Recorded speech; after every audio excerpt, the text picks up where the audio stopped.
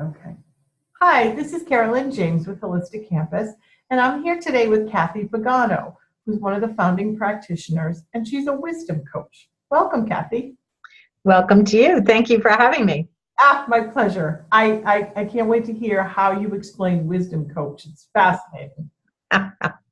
Well, wisdom coaching, I call it that. Other people might call it soul coaching, um, because my background is in Jungian psychology, and so my purpose is to help people know themselves.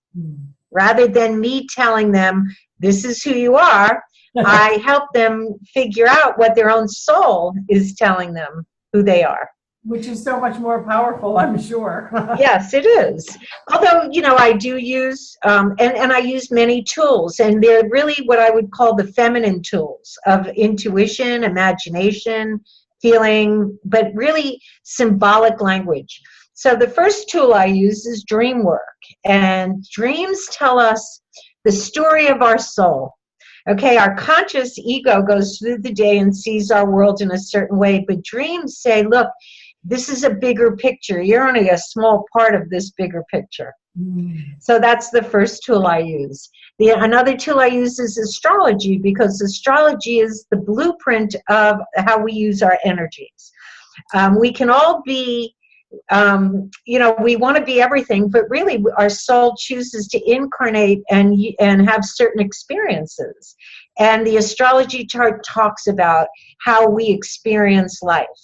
And then it also gives us timing rhythms for when life is about to say, it's time to change, move chairs. And it does it in many different ways. And some ways we want to ignore. And so they hit us over the head, the cosmic energies, and say, you didn't listen. And other times it's just a slow, dreamy dissolve, if you will, into something totally different that we don't have to really work on. We just have to release and let go of. Can I ask a question? Yeah.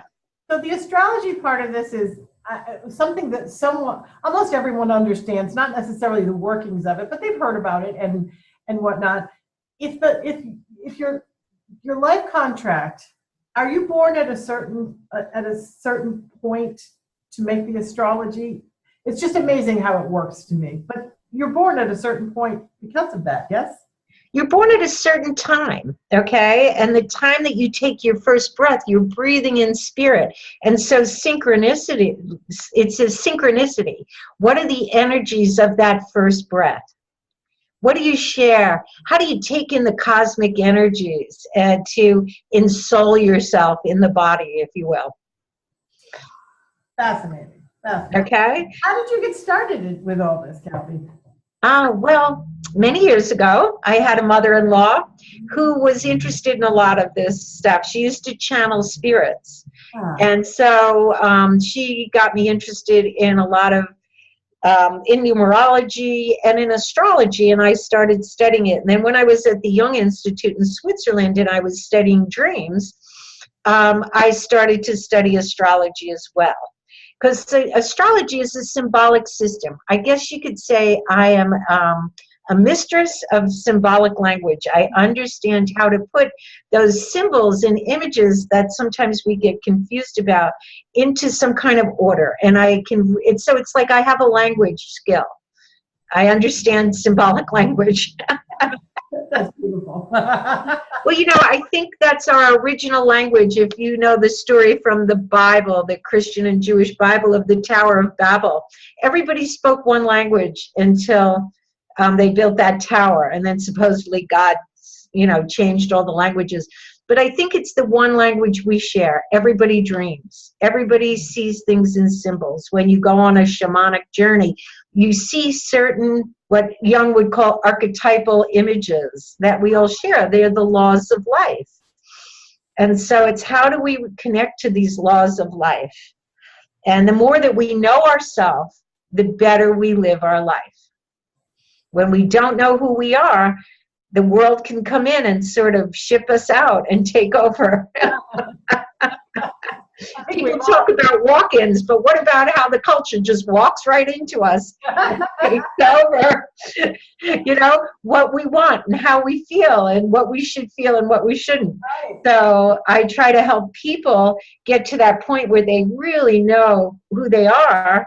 And that doesn't mean it's singular. We can have many parts of ourselves, but if we know how to name them, then we can work with them. Oh, that makes so much sense. And I know we've all been at that point, like, who am I? So what a wonderful service. Well, I know that we're going to have a little session as well. And is there anything else that you'd like to tell people about what you do? Right. Well, so I work mostly with women. It just happens to be that way. That's it, because you can help who you can.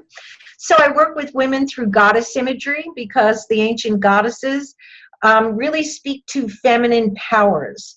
And because we've lived under a system that is basically very masculine, and which has rejected those feminine powers of intuition and feeling, but also a certain type of strength and a certain way of knowing and a certain way of connecting to the earth and listening to that wisdom that wants to come through.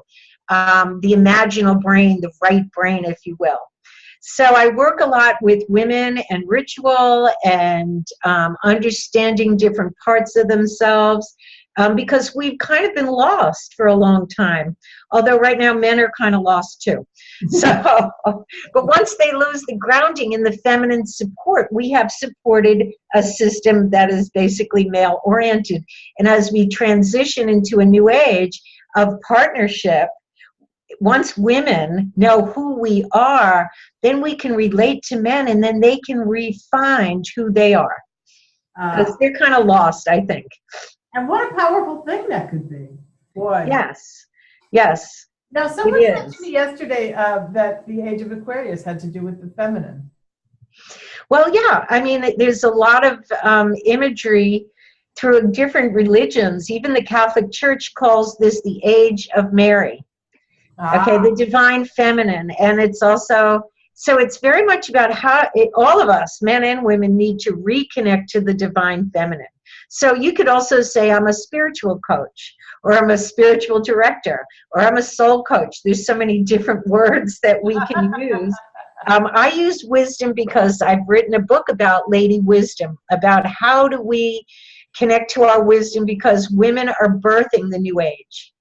In the future, we'll have an equality, but women and the divine feminine are always at birth and is always there at death. Oh, right? Right. So we have to reclaim our ancient gifts and powers. And I think women have a bigger connection to wisdom than men do. And so if we can't find the wisdom, how will they find it? Oh, well said. Well said. Absolutely. Beautiful, Cathy. Thank you. Thank you very much. You're welcome. All right. We'll see you back in a minute. Okay. Take care.